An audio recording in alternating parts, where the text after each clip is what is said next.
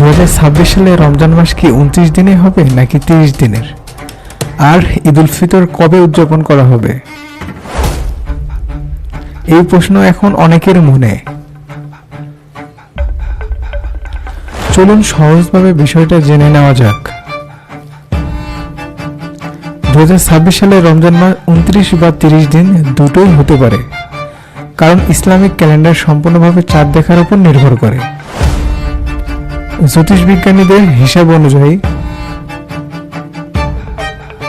এবার রোজা 29 দিন হওয়ার সম্ভাবনা বেশি। সেক্ষেত্রে রমজান মাস শেষ হতে পারে 18 মার্চ বুধবারের দিকে। তবে এটি কেবল একটি সম্ভাবনার পূর্বাভাস। রমজানের 29তম দিনের সন্ধ্যায় নতুন চাঁদ দেখা হলে পরের দিনই হবে ঈদ উল ফিতর। আর যদি চাঁদ দেখা না যায় তাহলে রমজান মাস 30 দিনে পূর্ণ করা হবে এবং তার পরের দিন ঈদ উদযাপন করা হবে।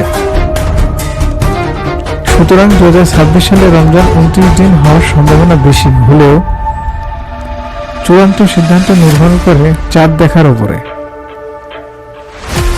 চাঁদ দেখার ঘোষণার পরেই নিশ্চিতভাবে জানা যাবে ঈদ ঠিক কোন তারিখে হবে।